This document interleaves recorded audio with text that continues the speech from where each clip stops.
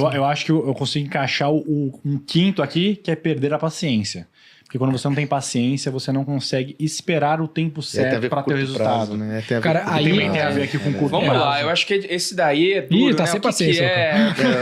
Esse é o meu segredo, eu tô sempre sem paciência. É, porque, cara, realmente, é tipo assim, sentar e ver a grama crescer não é um negócio fácil. Eu e o Kaique, o Kaique tá há 7 anos, eu tô há 6. Parece que eu tô há 30 aqui. Não, e sabe qual é engraçado? Maratona que nunca acaba, 7 anos. Vai se aposentar, 7 anos, cara. por causa de alguns meses, vai fazer 8 já. Meu Deus, eu falo assim... Aí você fala assim, Tô cara... 12 nessa, cara. Eu acho que você tem um ponto, Lucão. Assim, o que a gente percebe, assim, viu, Kaique, eu percebo que... Olha, gente, tudo é legítimo, é natural, cada um faz suas escolhas, não tô julgando ninguém. Mas tem empreendedor que enche o saco do negócio. Enche o saco do negócio, cara. Eu não tenho mais saco para fazer isso. E eu dou a sugestão, quando chegam, nesse momento eu dou uma sugestão clara. Vende o negócio, acha um sócio, porque não vai dar certo. Empreender é desafiante, é hostil, entendeu? Então, como você retroalimenta isso? Com o sonho. No a gente vai lá na fome, no sonho, na visão. Qual que é esse limite? A minha perspectiva pessoal, Lucão, cada um tem seu limite, sacou?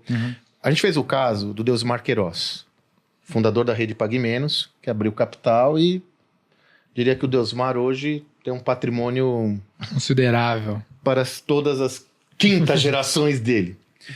Tem um vídeo, cara, que às vezes eu mostro um papo, cara, que é impressionante. É a esposa do Deusmar Queiroz, que é a dona Aureliana. E ela fala assim, ó. Um dia, Patriciana, num sábado, chega no quarto, chega correndo na sala, porque ela foi no quarto, pequenininha, e falou, mamãe, tem um homem na sua cama. Sabe quem era o homem, né? Era o Deusmar Queiroz, o pai dela, porque ele tinha que trabalhar sempre saindo muito cedo, ele dava aula à noite para dar conta do negócio dele, e aquele sábado ele dormia em casa e a filha... Nem você fala, reconhecia. eu pagava esse preço? De repente você fala, eu não pagaria esse preço, é seu direito. Né? Você não pagaria. Eu não tô falando, eu não tô vendendo nada aqui. Tem um mandato. Mas é o preço que ele pagou para hoje ele ter todos os netos com ele, as filhas com ele, o que ele quiser, porque ele tá resolvido. Qual foi a escolha, Lucão? A escolha foi dele. Sim. Você percebe? Então eu acho que a gente não pode julgar ninguém para suas escolhas. Só temos que ser claro. Não existe almoço de graça. A jornada, ela é pesada, ela é desafiante, a recompensa existe, ela existe, né? Eu digo assim, ela não é garantida, né? Que é outro tema, né? Não, ninguém falou todo mundo aqui. Tô falando que é possível, mas tem uma jornada. Se você abdicar dessa jornada, o entendimento dessa jornada, é melhor você procurar outro negócio para fazer, na boa. Eu acho que é interessante isso que você falou, porque tem uma dificuldade muito grande em a gente se conhecer, entender assim, qual o preço que eu quero pagar. Isso. Que eu tô com você. Cara, esse... Olha, qual é o meu limite? Assim, qual que é o meu limite? Tô com você, entendeu? Com você. Cara, porque aí você não se vale frustra. o show, né? Tô com você. Você chega onde você quer ali, senão você não fica... assim, namorando um negócio, imaginando um negócio que você, na verdade, você, cara, nem tem força pra isso, você nem quer. Uma coisa que me conforta aí, pra quem estiver ouvindo aí e tiver essa flexibilidade, é, por exemplo, quando eu chego nesse limite, eu falo, cara, não preciso jogar tudo pra cima. Será que eu consigo, sexta-feira, no período da manhã, não ir e, sei lá, levar minha filha na natação? Perfeito. Será que essa dose um pouco a mais semanal já me ajuda a me colocar no eixo de novo? E eu consigo continuando pagando o preço? Respira. Talvez não pagando o preço de 100%, mas eu tô pagando já um preço de 95%, porque esse 5% eu falo assim, cara, não vou pagar esse 5%. Esse 5% aqui eu vou... Não é pra mim, porque não é sobre esforço também, né, mano? Porque às vezes eu vejo que a galera... Não é sobre esforço. Às vezes a gente já teve essa discussão aqui algumas vezes, que é tipo assim, o que é mais importante, né? Que é um lance que eu vejo o Ligro também perguntar bastante aqui, que é o modelo de negócio ou é a pessoa? O que vem primeiro, né? É a pessoa ou o modelo de negócio? Porque tem modelo de negócio que parecem mais fáceis. Mas, teoricamente, a teoria toda fala que não, primeiro as pessoas. E aí, eu direto para pensar nisso, eu vejo que às vezes o cara tá cansado porque ele tá trabalhando demais, mas no modelo errado. Ele devia estar alocando tempo em fazer o trabalho ser mais inteligente, ser mais simples, né? Senão, às vezes, eu vejo, cara, o cara é tão bom, mas ele tá enfiado num negócio nada a ver e ele não tá ficando com os filhos e tudo mais, sendo que ele poderia dar uma ajeitada na rotina. Isso mata por dentro, né, cara? Será que eu realmente precisava fazer esse trabalho aqui? Não poderia abdicar de 3 horas da sexta pra estar com minha filha? Cara, não vai matar nenhum negócio, cara. Tipo, a realidade é essa, sabe? Você quer tornar um pouco mais inteligente nos demais. Até como... eu vejo como gestão e tudo mais, que eu acho que até uma coisa que eu posso já entrar numa que eu tinha visto aqui, que eu acho que é a sexta, que é falta de disciplina na gestão, que eu acho que isso entra também em gestão de pessoas. Cara, acontece às vezes, você tem um colaborador que você não está fazendo uma liderança ali decente, de você entender o momento de vida dele, que às vezes o cara está se dedicando muito à empresa, mas ele está se matando com o tempo aos poucos, aí você prefere ter um cara extremamente dedicado por 6 meses na sua empresa, e depois dos 6 meses ele fala assim, cara, não dá para mim, não aguento mais ver meus filhos, ou você ter um pouco menos dedicado nos 6 meses, mas dedicado por anos, mas ainda assim, tipo assim, cara, não precisa me entregar esse relatório hoje, 9 horas da noite.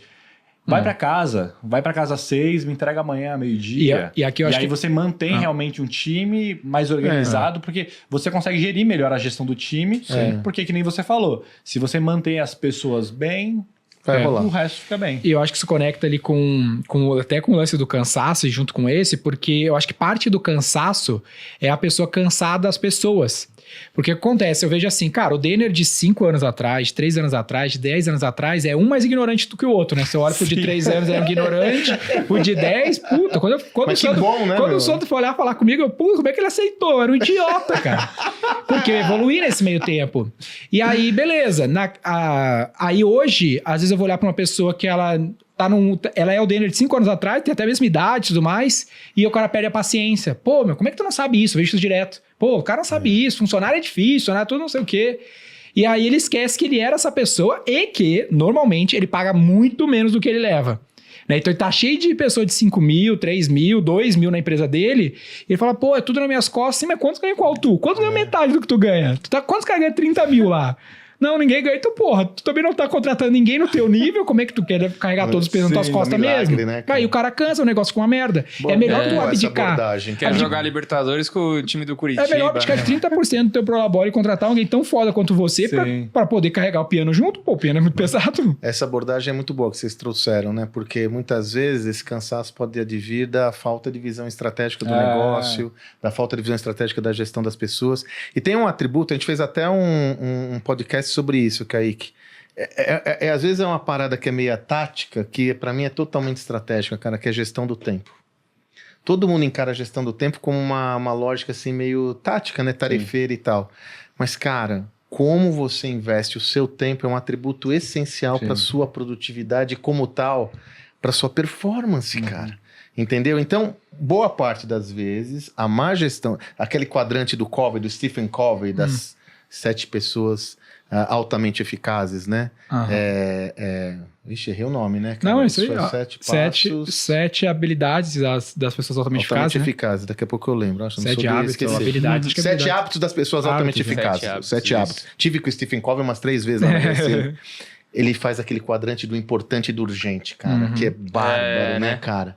E aí, qual que é a tese, né? Se pegar um quadrante do que é importante e urgente, colocar todas as suas tarefas, você vai perceber que boa parte do seu tempo está investido em tarefas que são urgentes, não necessariamente importantes. A tarefa que é urgente e importante é prioridade A, mas tem tarefas que são só urgentes. Às vezes você abdica das importantes porque a urgente é aquela que você tem que fazer agora e você fica apagando incêndio. Sim. E aí você consegue com esse modelo também desenhar o que você pode delegar, né? Exatamente. Porque aí eu vou ter esse olhar e falar, aqui eu preciso de uma pessoa com esse perfil para delegar essa atribuição para sobrar tempo. Sim. É gestão.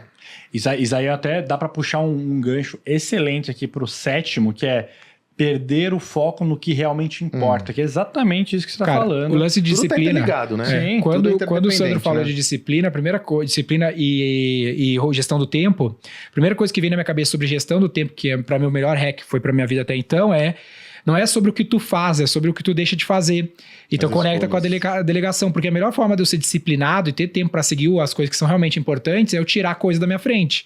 Então, por exemplo, um assistente executivo. Cara, isso é um investimento de altíssimo retorno. E não é muito caro, né? Um assistente executivo vai cuidar dos teus voos, cuidar da tua agenda. Cuida das operações do seu negócio. O Chief of Staff, sabe? Ou uma babá. Esse dia eu tava falando com um amigo meu que ele é mega bem sucedido, todo mundo conhece. Ele tem vários filhos, 3, 4 filhos.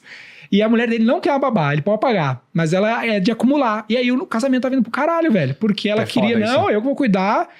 E aí ele convenceu ela, depois de muita dor, quase se divorciaram, porque a mulher não queria delegar. Ela queria fazer todo o processo. Aí ele botou lá, acho que duas babás, dia e noite, não sei o quê.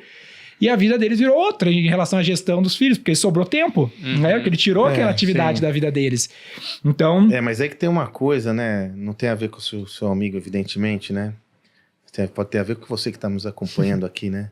Dá uma sensação boa, né? Você tá fazendo um monte de coisa, se movimenta. Eu já tive muito essa cabeça de tipo assim... Você tá parado aí, Kaique? Você tá vendo o negócio, cara? Eu não tô trabalhando. Mas você foi no negócio da sua filha, você não trabalhou? O que aconteceu, entendeu? Existe uma ética do trabalho forte lá do Weber, que a gente ainda vive essa lógica aqui no Brasil e talvez no mundo, já transcendi, né, já falei. Minha filha nasceu... A gente tá gravando vários podcasts do Gaveta aqui, porque eu falei pro Lucas, Lucão, minha filha vai nascer semana que vem ou a outra, esquece, eu volto dia 5 de janeiro e olha lá. Você é louco, mano. Você tem que aproveitar isso como se fosse a última coisa da sua vida, velho.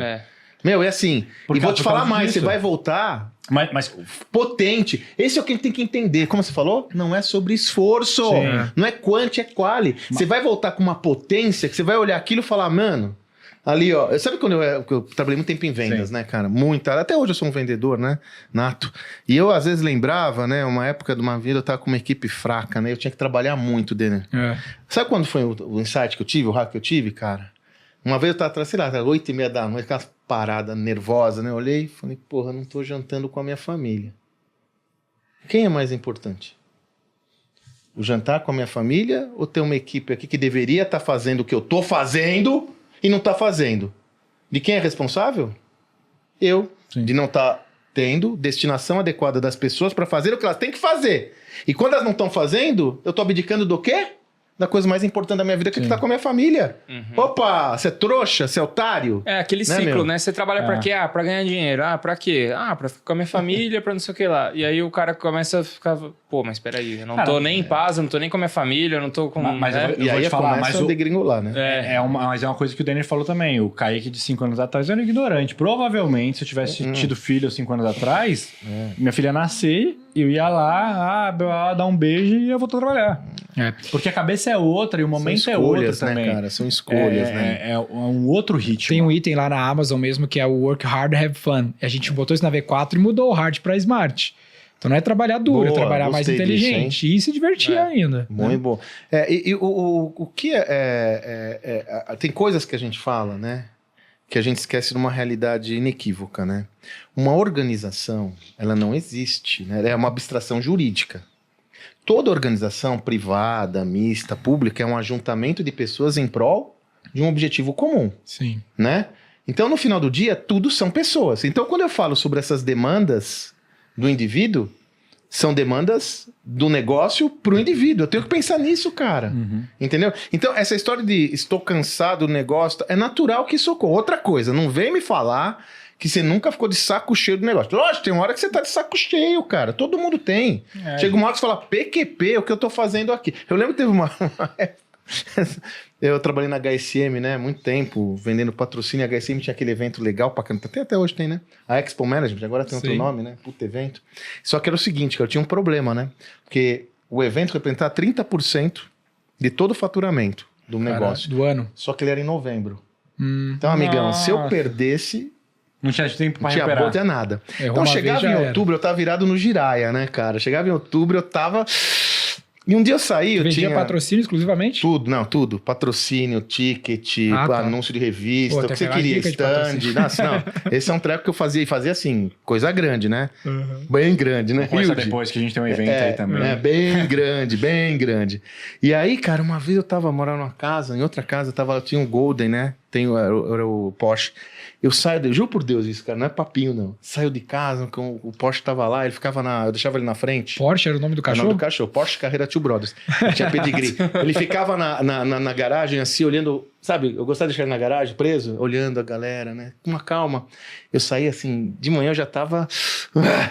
Eu olho o Porsche e falo, filha da puta, cara... Meu sonho era ser esse cachorro. Mano, eu tenho isso com o meu cachorro também, velho. Falo, meu sonho era ser o meu cachorro e ia ficar aqui. Você chega na sala, seu cachorro tá com a barriga pra cima, né? Assim, cara, eu falei, Lucão, eu vou ficar aqui, bicho, vendo os passar e tal, né? Aí eu juro por Deus, cara, eu peguei o carro, na portaria eu falei, você é um trouxa, o que você tá pensando isso, irmão? Vai pra cima, o cachorro não pode construir o que você pode construir. Eu me dou reunião, né? Não dá reunião, né? Vai pra cima e tal. É evidente que tem vezes que tá cansado. Sim, por isso que o sonho tem que ser importante. E o sonho, eu digo aqui, ele vai além da questão financeira. O que a gente tá construindo? Qual é o valor que a gente tá construindo? Porque a todo momento que eu baixo a energia, eu volto no sonho. E entender o smart. Eu gostei do seu smart aí. Entender como a gente pode pensar de uma forma mais interessante e inteligente a gestão do negócio. Não importa se é uma mercearia ou se é uma empresa, uma transportadora, qual é a organização? Até mesmo aqui a gente falou de perder a paciência, eu acho que dá para muito para quem não é empresário, mas executivo. Às vezes a galera, por um momento específico de uma reunião, de um contrato, de alguma coisa que deu errado, o cara quer jogar uma carreira inteira que está construindo, ou tem um potencial de construir, por causa de uma coisa boba. Total. Já aconteceu aqui no grupo com um executivo de tipo assim, cara... A galera não consegue esfriar a cabeça de olhar e falar assim, não, tá, beleza.